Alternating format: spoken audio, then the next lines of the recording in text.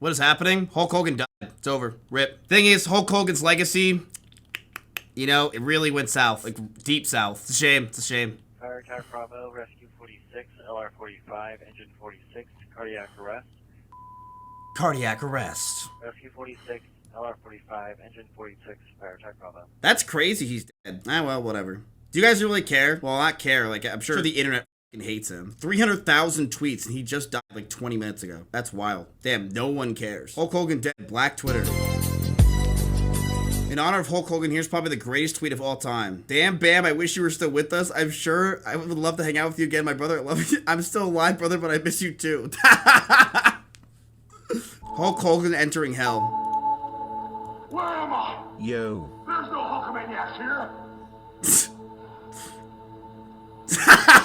I've never been here before. Ah! It's not hot.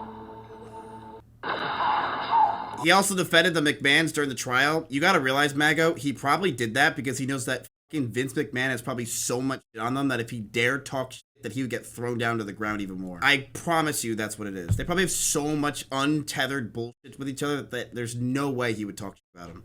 No way. This is a classic Hulk Hogan fan. Hulk Hogan's gone. I had to throw something on the grill. Yeah, that's pretty fucking nice though, I'm not gonna lie, but rest in peace Hulk Hogan. Damn, people really do not like Hulk. Every like news article saying rest in peace Hulk Hogan, but no one else is. I'm not sad. I don't give a fuck. I just reported that he's dead. I'm like the only one live, so you're just like, yeah, Hulk Hogan, like the American hero was dead. But yeah, I mean, people clearly don't like him. I don't give a fuck that he's dead. I really don't. I'll be honest. He doesn't seem like he was the best of guys. You know, like he seemed like he was kind of a dick. He was a jackass. I mean, even forget the race shit. He was just kind of he was a jackass before we even saw that. He seemed like a douche. But I know exactly what this kind of guy is. He just was so believed that he was Hulk Hogan that I kind of see this with Twitch streamers sometimes where like their persona they are on Twitch becomes them because it's your character. So it happens with, I'm sure, people like him where he just became Hulk Hogan and he thought he was the shit. You? Chat, I'm way worse off stream than I am on stream. You don't know me.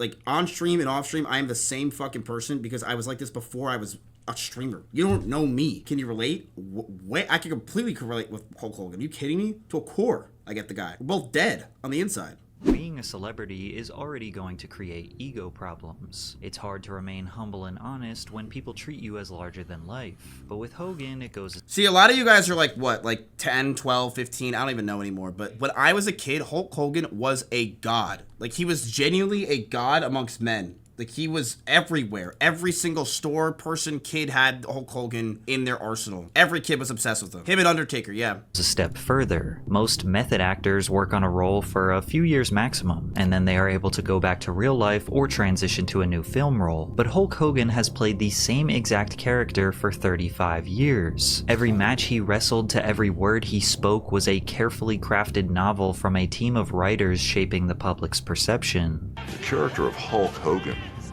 is impeccable. It always has been. There are no holes in his character at all. Unfortunately, every part of his life that he could not control with his team of writers came crashing down. From ruthless cheating on his wife with his daughter's best friend, to getting caught admitting to being a full-blown racist, to nearly having his entire legacy erased from the history books. Yo, that's nasty. Yo, that's nasty. Hulk Hogan got so caught up in his endless lies that it destroyed his reality. That's the fucking American dream. This is how it happened. Terry was raised in Tampa, Florida, where he started watching professional wrestling on TV after school, admiring the brute force he'd see on screen. Although he enjoyed the spectacle, Terry was still focusing on high school baseball. He often talks about how he was on his way to making it big, that is, until his body reached its limit. I was scouted in 10th and 11th grade by the Cincinnati Reds and New York Yankees. I pitched and played third base, and a guy stepped outside the box and he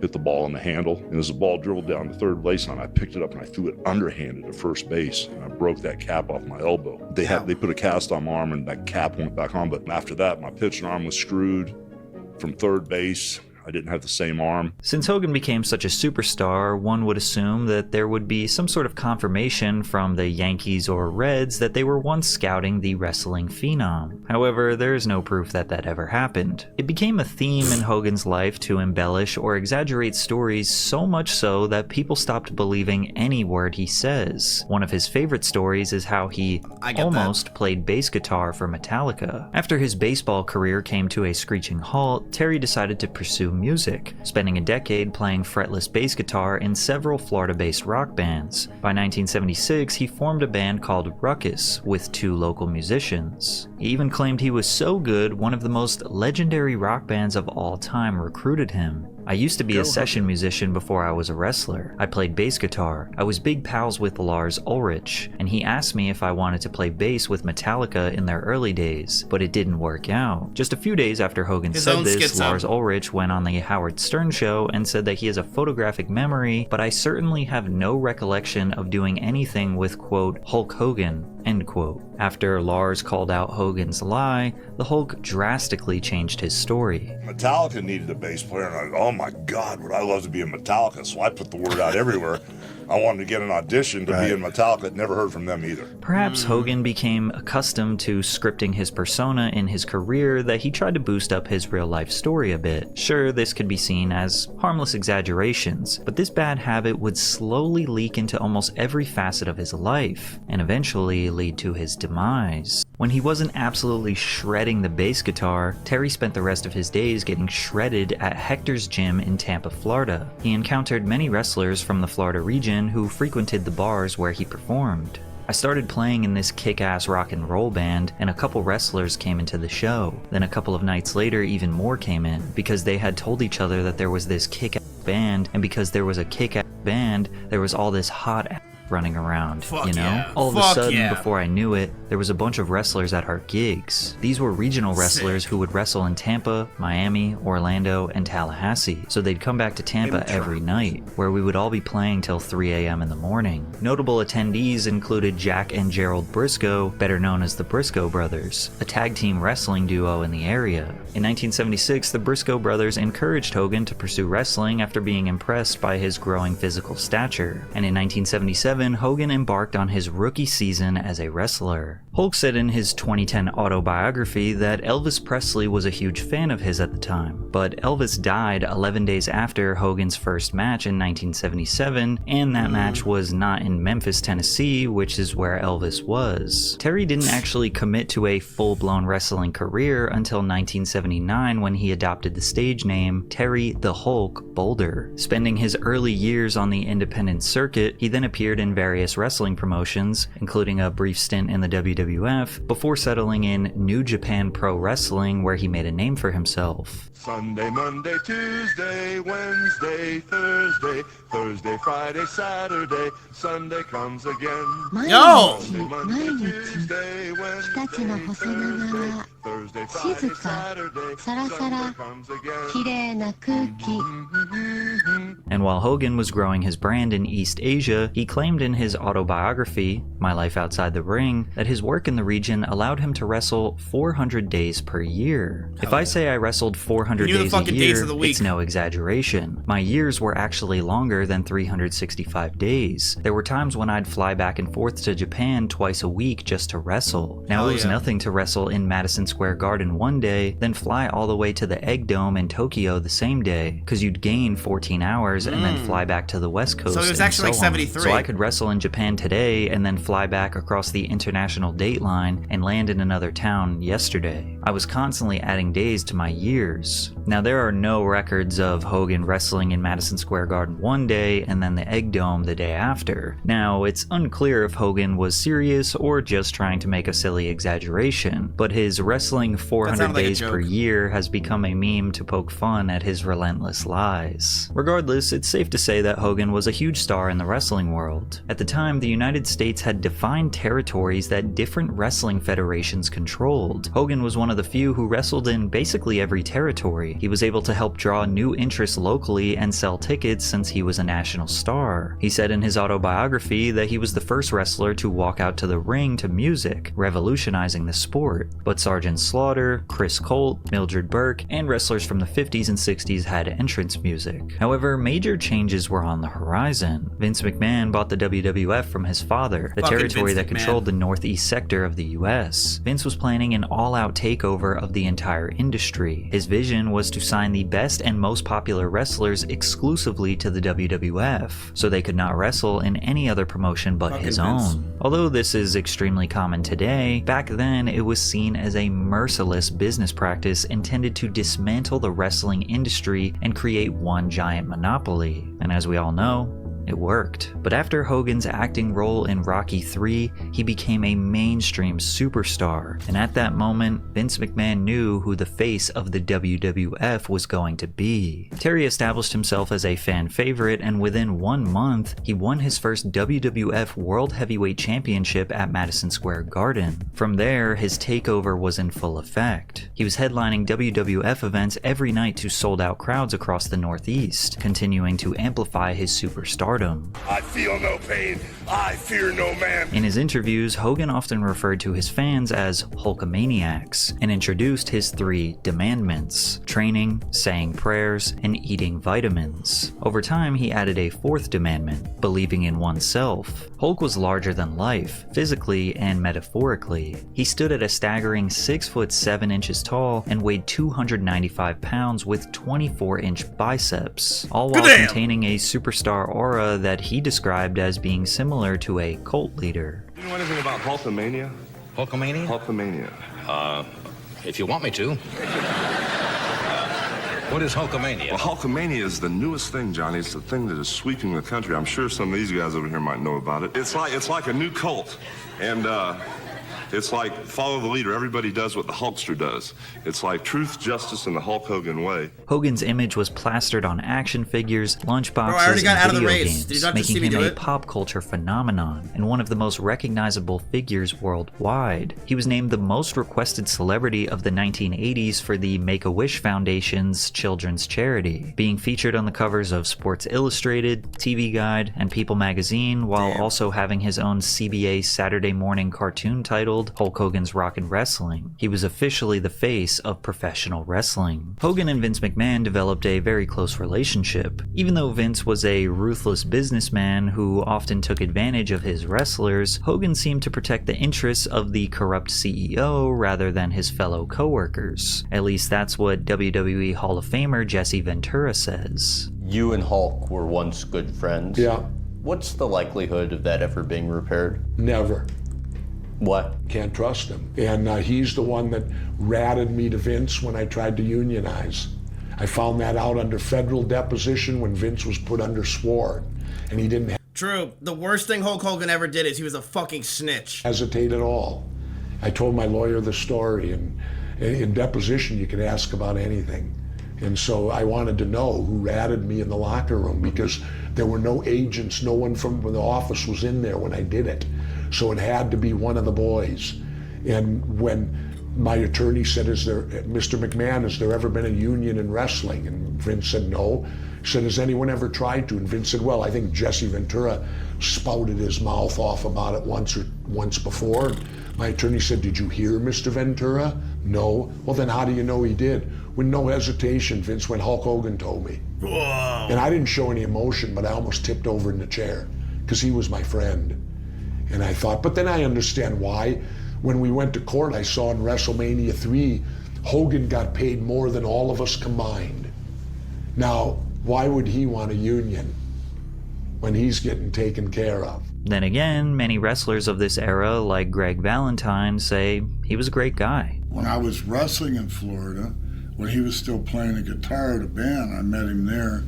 So we always, he's a mellow guy, and he likes to smoke the and he don't like getting drunk and crazy and all that. Just a real nice guy, Florida boy, down to earth, So I got along W with that type. Simply, And shut up. My wife, Julie, who I'm still married to now, my wife, beautiful wife, Julie, and Linda became really good friends. So.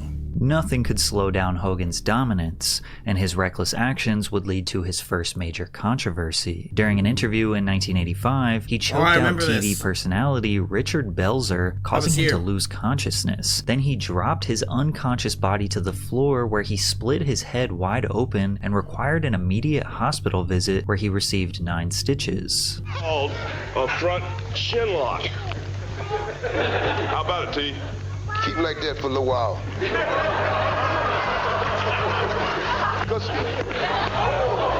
Hogan must have forgotten that he wasn't in a scripted wrestling match. Putting a man half his size in a chokehold was incredibly dangerous, and it's surprising he only needed a few stitches. Belzer ultimately sued Hogan and they settled out of court, but the incident arguably just made Hogan seem more lethal, adding to his brand of being an unstoppable warrior. Then something extremely rare happened. Hogan lost a match. He lost the WWF World Heavyweight Championship to Andre the Giant. At this point, it was only the second time he ever lost. Even though technically he didn't get legally pinned, the referee just wasn't paying attention to him lifting his shoulder. Plus, this was, of course, pre-planned to make Hogan look like the underdog for their match at WrestleMania 3, where Terry wrote the entire script for the match himself. In WrestleMania 3 at the Pontiac Silverdome, did you call it or did he call it? I wrote it all down on a piece of paper for Vince, and Vince gave it to him.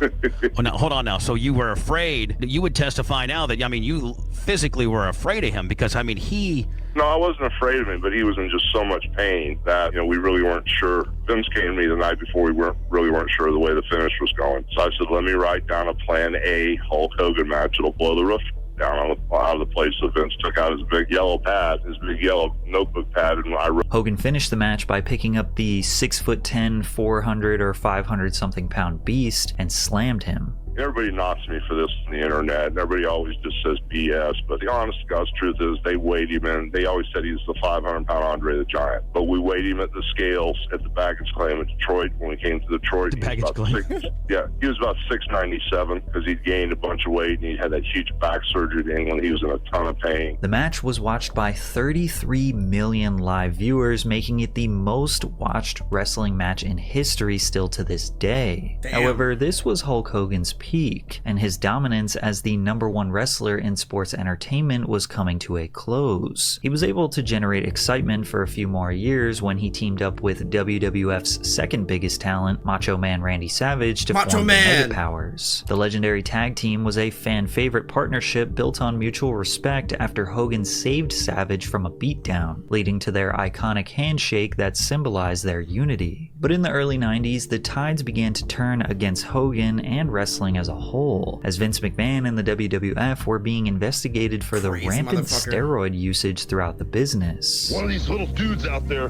that's been training, saying his prayers, and eating his vitamins, someday he's gonna knock me off. He is the king of the ring, but many former wrestlers say it wasn't prayers and vitamins that made Hulk Hogan a giant in the eyes of kids.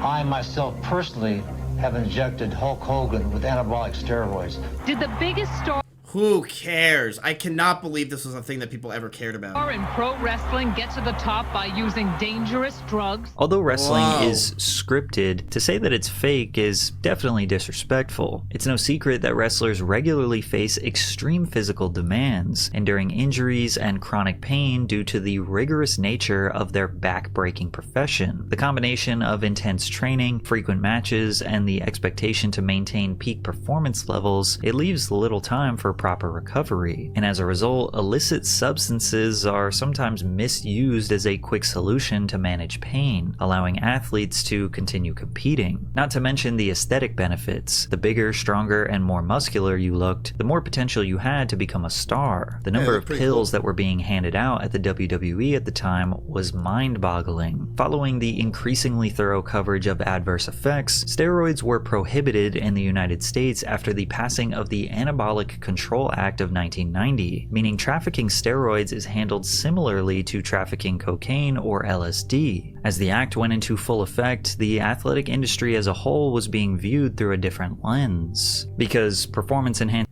do not say me. I do not take steroids. Like, there's no way you can look at my body and who I am and think that I take steroids at this point. There's no way. There's no way. Enhancing drugs took away from There's no way. Shut up.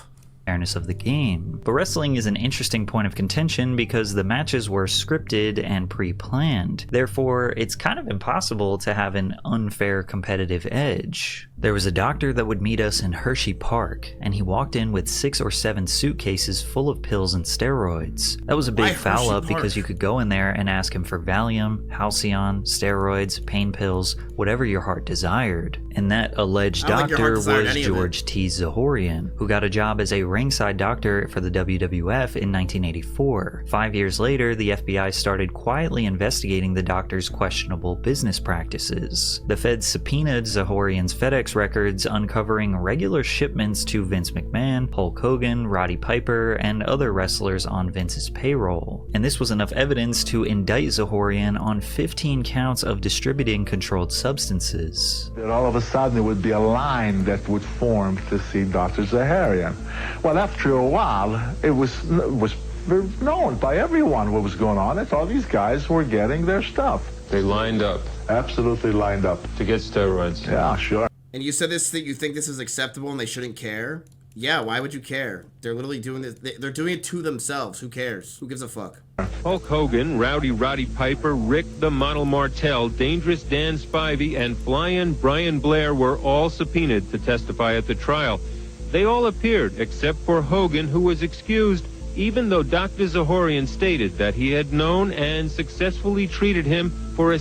Chat, half these people who were wrestlers were already probably taking steroids before they were even wrestlers. You know that, right? Like, I guarantee you a lot of those guys were probably already on steroids. Serious steroid abuse problem. Hogan went to the media to set the record straight that he has used steroids, but never abused them. So basically, I was insulted when basically the inferences or the speculation said, well, all you gotta do is take a pill or take a shot in the butt every day to get to look like Hulk Hogan. And basically, I've trained 20 years. I'm 38, 37. I'll be 30 in a couple months. Oh, my God, why did I say that? But I've trained 20 years, 2 hours a day to look like I do. But the things that I am not is I'm not a steroid abuser, and I do not use steroids. But there's a situation where steroids, Hulk Hogan, and my private physicians have something all in common, and these are the situations. When I first won the world title in '83, I was wrestling almost 300 days a year. And on 2 or 3 different occasions, I got hurt in the ring. I had to make a decision of going into surgery, have my back, my deltoid, and my bicep cut and reattached with staples, or do the sports therapy route. And if I was to get cut on with a knife and all this type of thing, basically I'd be in a sling, and a year later, well, we don't know what's going to happen to your career. And at that time, I didn't have any money.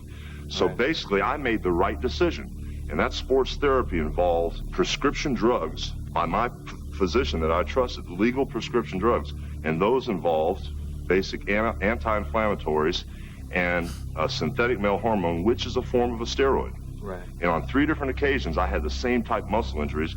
That is the extent of Hulk Hogan's steroid use. His story seems believable, but his stuttering and pattern of lying about small details in his life made people think that this was just another tale. And they were right, because in 1994, he testified in court detailing nearly 14 years of steroid abuse. Mr. Balea said that steroid use was fairly common among wrestlers. He said he would call Mr. McMahon's executive secretary and ask her to place an order for me with Dr. Zahorian, but he believed it was legal because he had a prescription for it. Zahorian was ultimately found guilty for providing steroids to countless athletes, but Vince McMahon was acquitted of these charges because they didn't have enough evidence to prove that he was involved in these transactions or that he was forcing wrestlers to take steroids. Maven, who was an active WWE wrestler from 2001 to 2005, said that steroid use in the company did not change after this trial. What percentage of the wrestlers do you think were taking steroids during this time?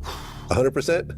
No, not 100. I'd say it was probably, 85 or 90. Easy. Right. They're not drug testing because it's not an actual sport. No, they drug tested us. They drug tested you? Absolutely. Really? Here's how it happened. I still remember getting called into the office and pulling up a piece of paper and going, Maven, you popped positive on Winstrol, Deca, a little bit of marijuana, and some painkillers. Don't let it become a habit. That was that. And out the door I went. Yeah. Okay. It's a different world. So they knew about it, and they just didn't care.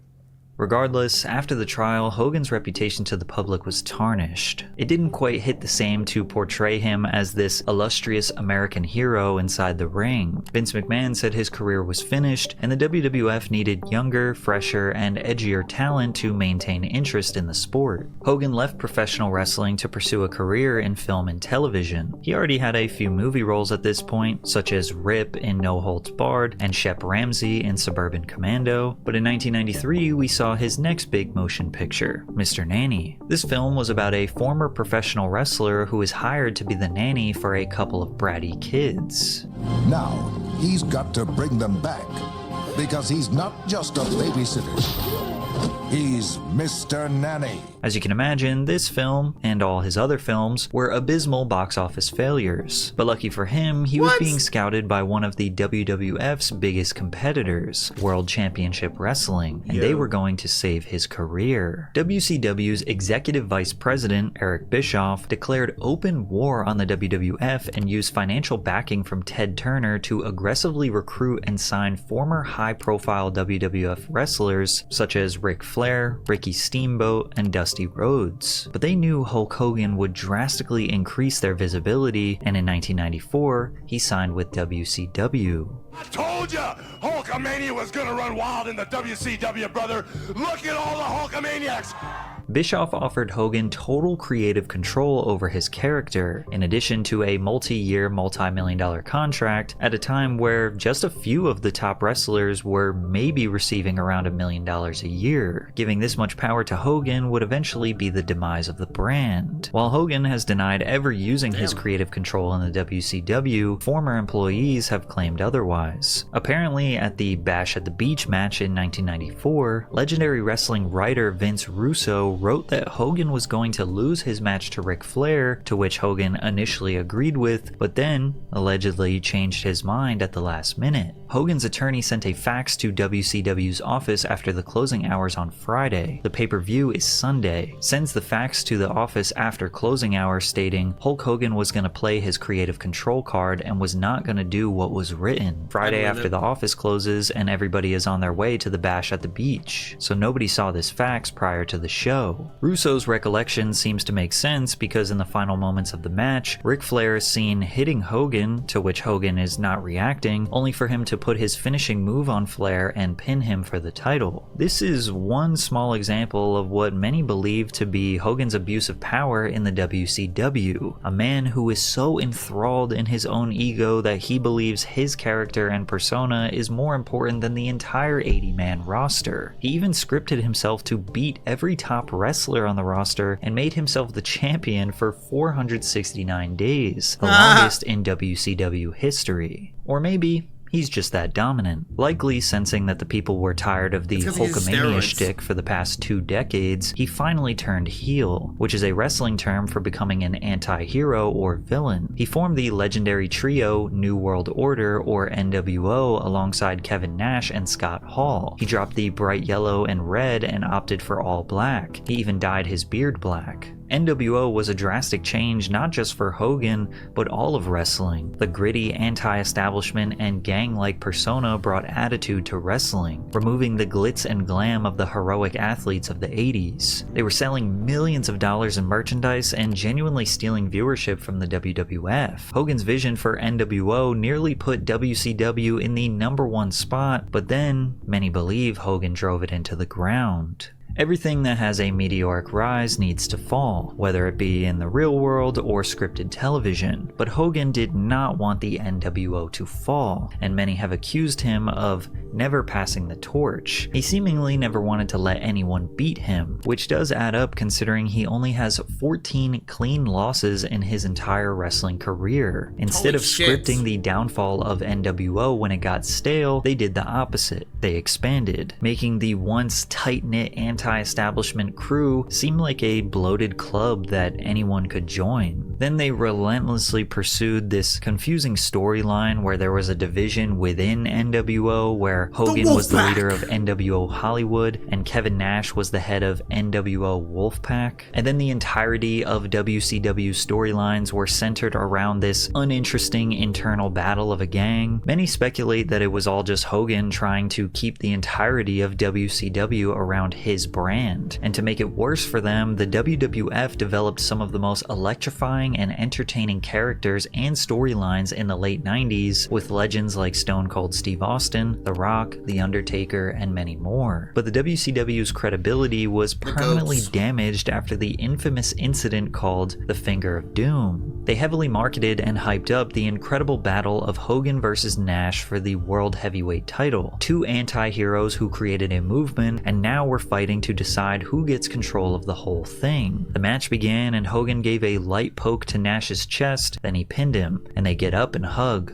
laughing in the faces of viewers for thinking that NWO could be divided. They thought this would make them look just as badass and anti-establishment when they debuted in 1996, but it did the opposite. Fans thought it was pathetic, bad storytelling, and just boring, and the WWF took over. And yet, even after ratings were in the toilet, that still did not stop Hulk from abusing his creative control. Hogan was scheduled to challenge Jeff Jarrett for the WCW World Heavyweight Championship. However, before the match, Hogan was involved in a backstage dispute with scriptwriter Vince Russo. While Russo wanted Jarrett to come out on top, Hogan wanted the title for himself, which resulted in one of the few moments when a wrestler intentionally and obviously went off script. Russo instructed Jarrett to walk in the ring, lie down, not fight back, and let Hogan pin him to become the world champion. In the past, Hogan had forced many wrestlers to metaphorically lie down for him, but he was shocked when someone so blatantly did it in front of the entire world. And after Hogan left the ring with the title, Russo returned to express what just happened, and this wasn't scripted. He was telling the truth. All day long, I'm playing politics with Hulk Hogan because Hulk Hogan tonight wants to play his creative control card. And to Hulk Hogan, that meant that tonight in the middle of this ring, when he knew it was bullshit, he beats Jeff Jarrett. Well, guess what? Hogan got his wish. Hogan got his belt and he went the hell home, and I promise everybody else I'll go in the goddamn grave. You will never see that piece of shit again.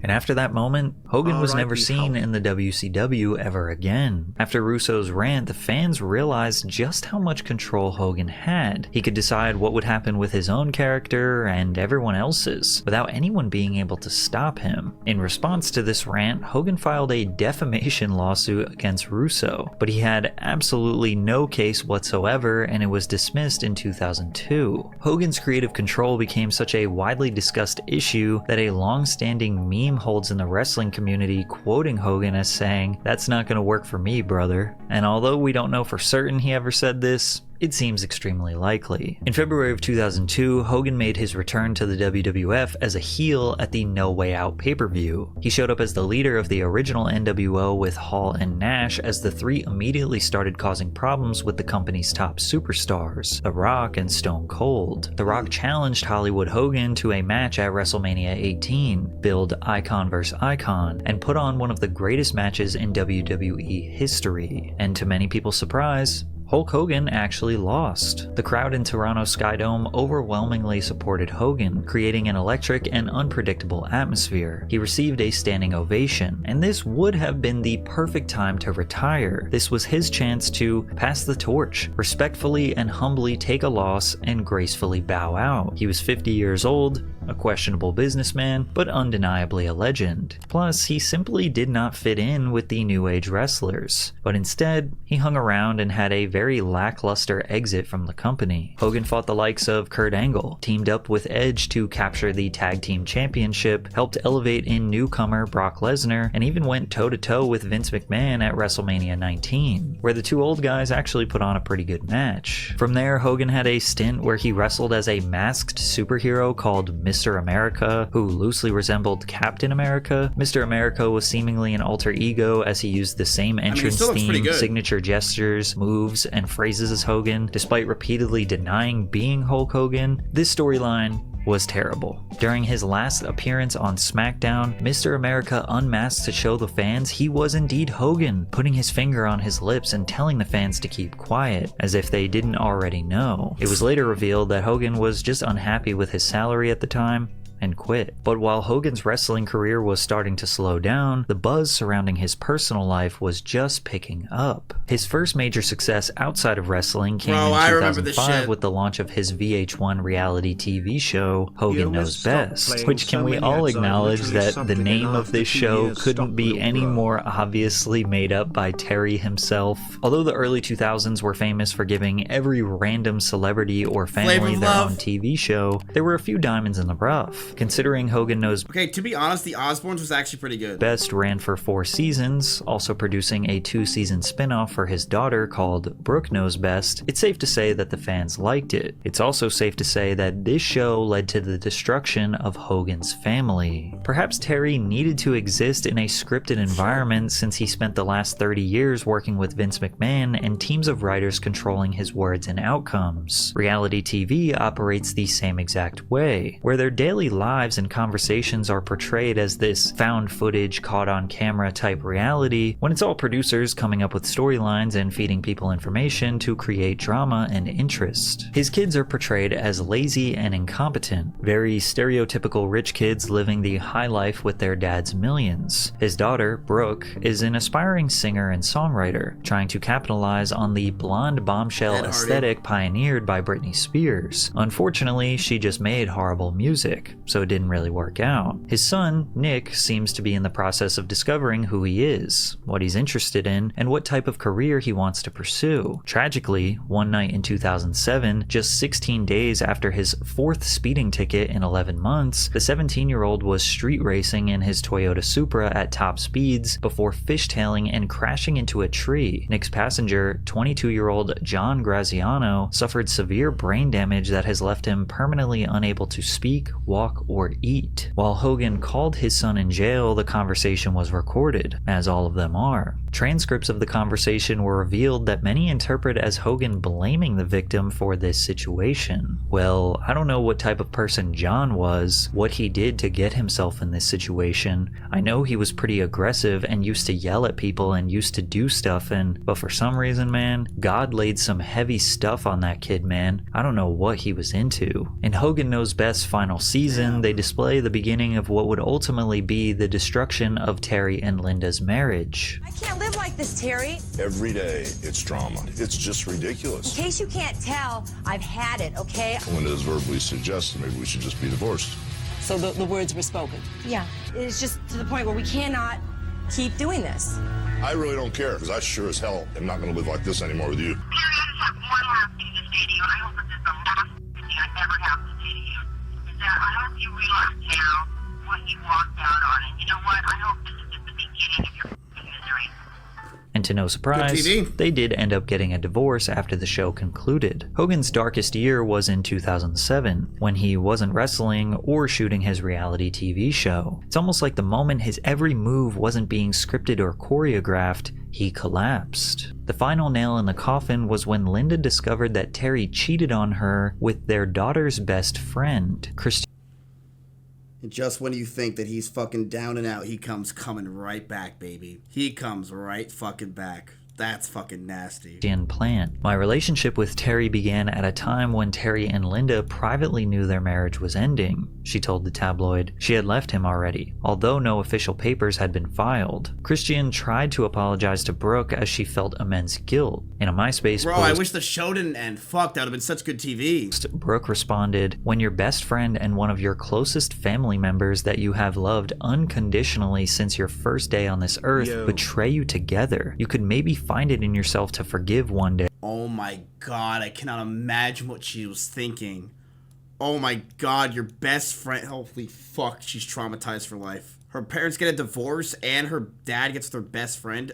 Oh my god. But you will never forget the hurt they caused you. As if it couldn't get any weirder, Linda, Hogan's ex-wife, started dating her son's 19-year-old friend, Charlie Hill, and ended up marrying him. While Hogan may have felt his worst days were behind him and he could finally focus on repairing the mistakes and that poor daughter. That poor daughter. She's definitely gonna have her Britney Spears moment now. Holy shit. And she can't make music. Fuck. lies he told to his family and friends, it would all come back to haunt him again in 2012 when a tape between Hogan and Heather Clem surfaced online. In October 2012, Gawker, a celebrity blog site, released a short clip of the encounter. The site claimed they received the tape from an anonymous source who wanted no payment nor credit. Their only request was that we watch it. Hogan later told NBC's Today Show that the tape happened during a low point in his failing marriage to Linda Hogan. The tape was filmed in 2006, but Linda filed for divorce the following year. Things were bottomed out completely, Hogan said. I was with some friends and I made a wrong choice, and now all of a sudden it surfaces, over 6 years later, and it's just appalling. While most people saw this as another reflection of Hogan's bad character, it was a little deeper than what we saw on the surface. The tape was filmed in 2006 around the final taping of Hogan Knows Best. He was living at his friend Bubba's house on the brink of divorce and dealing with the darkest moment of his life. People don't realize is that my best friend Hulk Hogan lived with me at his lowest point of his life in 2007. He was suicidal. I had to take a gun away from him at one time. He was going to kill himself. And we were coming home from the dollhouse one night. My wife and I had a semi-open relation. I mean, we were. I wouldn't say we were necessarily in the lifestyle, but I'm not a jealous guy. I've become calloused. So my best friend, my wife, is not that big a deal to me. And so you guys were married. You guys were together. Yeah, we were married, and so we're driving home from the dollhouse, and my wife calls me, and Hogan's down. He's going through the worst divorce ever, and I just told her, I said, hey Heather, have a little sexy outfit on and take care of my boy when we get home. And it was pretty much that. It was pretty much that simple. Bubba claims that the tape was left on his work desk and employees stole it and tried to extort Hogan for $1 million before ultimately leaking it to Gawker. But there isn't really much evidence to back this story, and it seemed like it could have been Bubba and Clem trying to set up their friend. I mean, who else would have had that tape besides Bubba and his wife?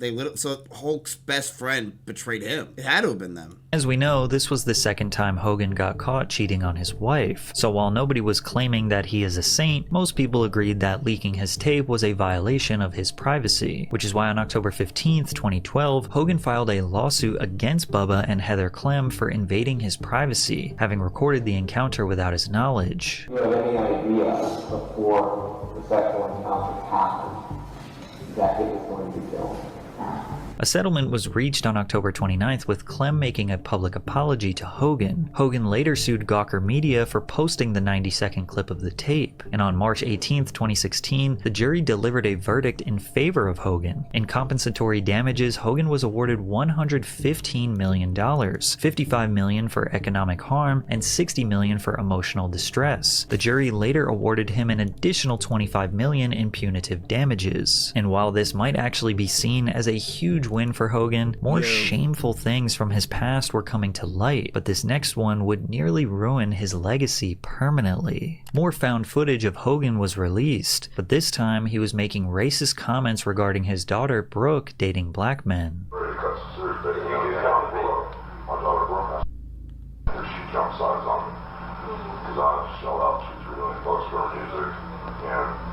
I've been trying to help her. I've done everything fucking with him day and night on the radio like a jackass, and he's working with me to make it work. He goes out and you really shouldn't call every day and do the shit I do. This Southeast driver, this black billionaire guy, he's only basically did more for her a year than anybody's done. Okay, he had one song after 10 months, the shit went back up and back and back and back. And momentum, but I try to be the realist, and this is your option. You got a better option. Said you can get signed with fucking. He's gonna put $500 million trying to go, but right now there's nothing else. We're doing the best we can. So it gets to the point where I really broke was black and his son, where they've been hanging out. I caught them holding hands together on the tour. They were getting close. I knew before I'm doing shit. I'm not a double standard type guy. I'm a racist to a point. Yeah. You know, then when it comes to nice people, we all are that way. Yeah, but when it comes to nice people, you gotta. Bro, I was gonna say this doesn't seem that bad. He just keeps saying the black guy's son. I'm like, is that racist? Like, what was the real racist part? There. Holy shit, there it is. Racist to a point. Yeah. Then when it comes to nice people, we all are that way. Yeah, but when it comes to nice people, you can't say. We're all that way.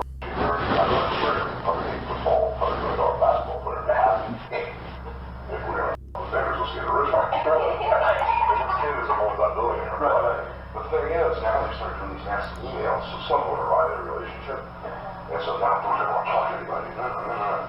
In July of 2015, National Enquirer and Radar Online were the first media outlets to publicize the situation. The recordings disappointed many within the wrestling community. Holy shit, that's so bad. That's way worse than I thought it was.